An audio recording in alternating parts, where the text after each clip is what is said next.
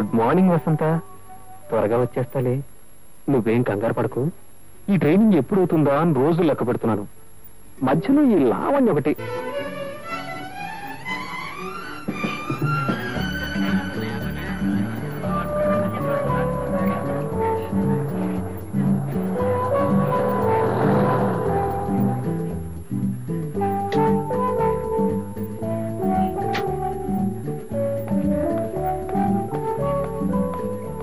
Hi Lavanya, కోపంలోనే నీ కళ్ళు ఇంత అందంగా ఉంటే ఇక ప్రేమలో పడి మత్తులో ఇలా కళ్ళల్లో కైపు చూస్తే గోదావరి ఈదేయచ్చు, హిమాలయాలు ఎక్కేచ్చు. ఏమంటావు? అందమైన అందాలను ఇలా కార్లు నడపడంలో, కాలేజీకి రావడంలో వృధా చేయి. మీ బావెట్టు నేను పట్టించుకోడు. నా గ్రీన్ సిగ్నల్ ఇవ్వు, స్వర్గ ద్వారాలు తెరిపించి నీకు సుఖాలతో అభిషేకం చేస్తా. ఇలాంటి పిచ్చి వాగుడు వాగేవో నీ కళ్ళు పీకి నీ చేతికిస్తాను. బాయింది.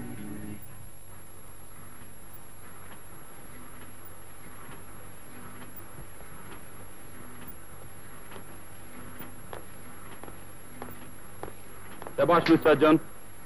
గత 10 సంవత్సరాలుగా ఎంతో మందికి ట్రైనింగ్ ఇచ్చాను, కానీ ఇంత స్పీడ్ గా వర్క్ నేర్చుకున్న వాళ్ళు ఎవరూ లేరు. Keep it up. ఇదంతా మీ కోఆపరేషన్ వల్లే నేర్చుకున్నాను సార్. ఆంటీ బాగుంటే ఎంతగా నన్ను ఎగ్జిబిషన్ కి తీసుకెళ్లేవాడు. ఈ రోజు లాస్ట్ అట. తీసుకెళ్లే వాళ్ళు ఎవరూ లేరు. మీ డాడీని అడిగావా? అడిగాను. ఫ్యాక్టరీలో పనులు నాని చెప్పేశారు. డ్రైవర్ని తీసుకెళ్ళు. ఆంటీ అర్జున్ కి రావాలనుందంట, కానీ ఫ్యాక్టరీలో పని ఉందంటున్నాడు. అదే నేను ఎప్పుడు పెడతా అనలేదండి. ఏయ్, ఆంటీని చూసి భయపడుకో. నిజం చెప్పు, నిన్న నువ్వే కదా అన్నావు. నేనా? ఎప్పుడు? పర్వాలేదు అర్జున్, మీరిద్దరు వెళ్ళరండి. నువ్వు ఈరోజు ఫ్యాక్టరీకి రావట్లేదని నేను ఫోన్ చేస్తాను. Arjun, here come on.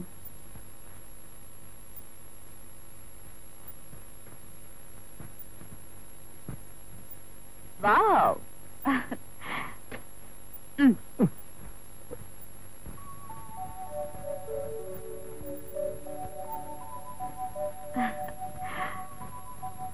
Very smart.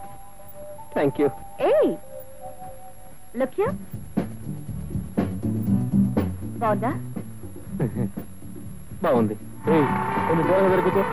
వెధవబుద్ధి, నీ మనసు డ్రైవింగ్ మీద ఉంటే ఇవన్నీ నీకెలా తెలుస్తాయి? ఏమిటిది? స్పీడ్ గా పోనీ. ఇంకా అరే పోతున్నాను కదా.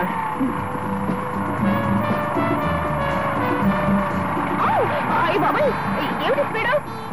స్పీడ్ పోనమంటావు, స్పీడ్ గా పోతే కేకలు పెడతావు. నువ్వు ఇంత స్పీడ్ గా పోనిస్తావని నాకు తెలియదుగా. మెల్లగా పోనీ. సర్లే కానీ. ఇప్పుడు లెఫ్ట్. సరే. అయ్యో అలా కాదు. స్ట్రైట్ గా వెళ్ళకూడదు.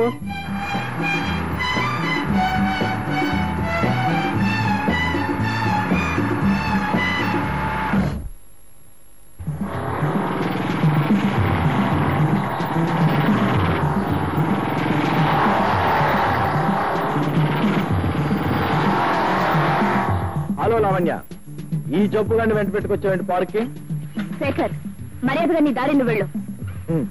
అలా వెళ్తూ ఉంటూనే అందాన్ని నీ శరీరం కనిపించింది, మతి చెదిరింది, మనస్థీర ఒక్కసారి నిన్ను just one.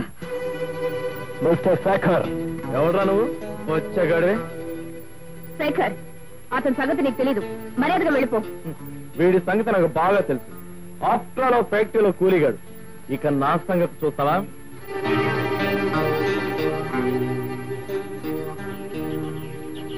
Arjun, don't worry. Lavanya, నీ పొగరుమూత అందాల ఫ్యాక్టరీకి నా లాంటి గౌరవ పరపతి ఉన్నవాడు ఓనర్ కావాలి. అంతేకాని మిషన్లు తోడడానికి పనికొచ్చే కూలివాడి కాదు.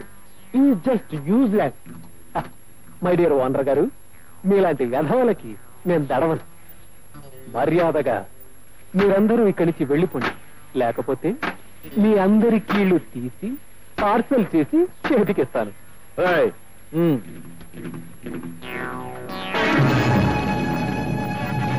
అర్జున్,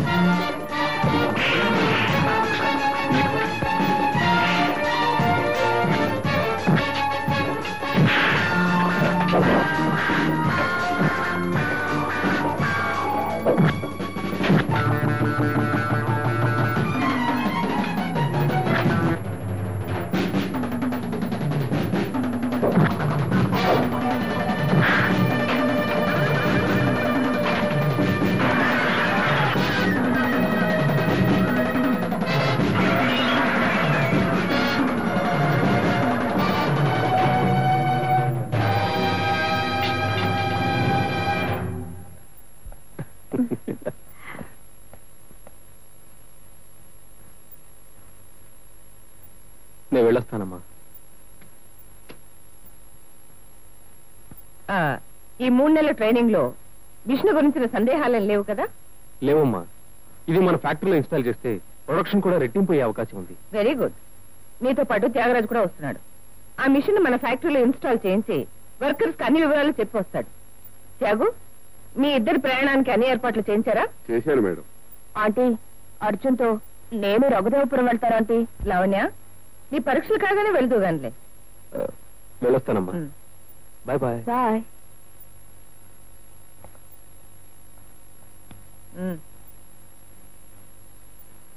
అన్నయ్య, ఈ రోజు మన చిన్నబాబు వస్తున్నాడు. వాడికి వెంటనే పెళ్లి చేసి నా బాధ్యతలన్నీ వాడికి అప్పచెప్పాలనుకుంటున్నాను. అంతే కదమ్మా, ఎంతైనా జమీందారి మొత్తం వాడు చూసుకోవాల్సిందే కదా. అందుకే వాడికి ఒక మంచి సంబంధం చూశాను. చెల్లెమ్మా? అవునన్నయ్య, భువనగిరి జమీందారు వసంతరాయల కూతురు సుదేష్ణాదేవిని మన చిన్నబాబుకిచ్చి పెళ్లి చేయాలని నిర్ణయం తీసుకున్నాను. వైజయంతి, ఏమిటి ఏమిటి మాట్లాడేది? నా కొడుకు పెళ్లి విషయం. మరి నా కూతురు పెళ్లి విషయం ఏం చేసి? మంచి సంబంధం చూద్దాం. వీలైతే 2 పెళ్లిళ్ళు ఒకేసారి చేద్దాం. వీళ్ళిద్దరికీ విడివిడిగా పెళ్లిళ్ళు జరిపించడానికి కాదు నేను ఇంతకాలం ఎదురు చూసింది. కలిపి పెళ్లి చేసి నా కూతురు లావణ్యను ఈ ఇంటి కోడల్ని చేయాలన్న ఆశ. ఆవేశపడకన్నయ్య. చిన్నబాబు అంటే లావణ్యకు కానీ, లావణ్య పైన చిన్నబాబుకు కానీ అలాంటి ఉద్దేశాలు లేవు. వాళ్ళ మనసులో లేని ఆలోచనలు పెళ్లి పేరట వాళ్లపైన రుద్దటం అనవసరం.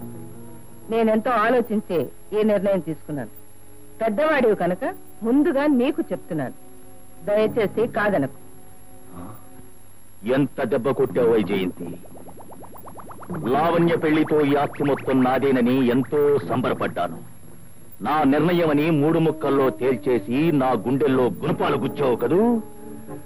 ఇంతకు ఇంత చెల్లించకపోతే వీడు సూర్యదేవర వంశానికి చెందిన సుదర్శనరావు కాడు.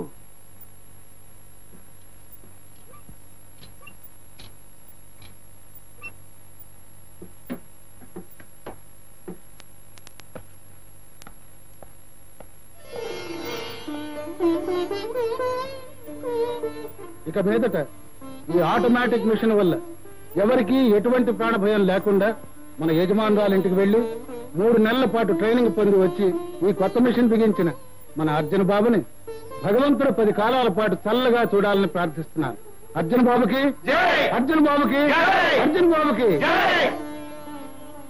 బాబు అర్జున్, ఇలారా.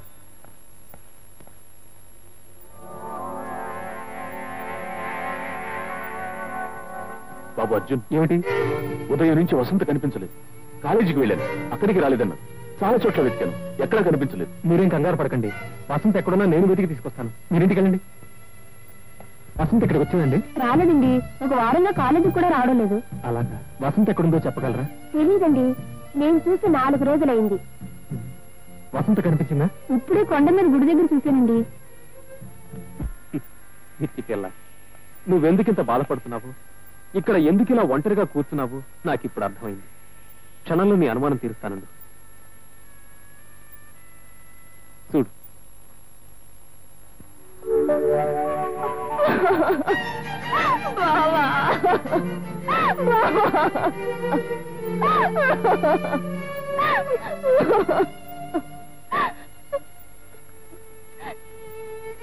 ఎంత పిచ్చి పని చేసావు బావా.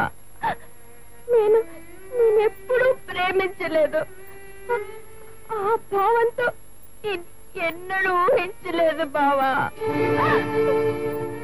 నీతో కలిసి తిరిగి చదివి పెరిగిన నాకు నువ్వు అన్నయ్య లాంటి వాడివి, స్నేహితుడు లాంటి వాడివి. నేను మరొకరికి మనసు ఇచ్చాను. మా మరొకరు మనిషిని అయ్యాను.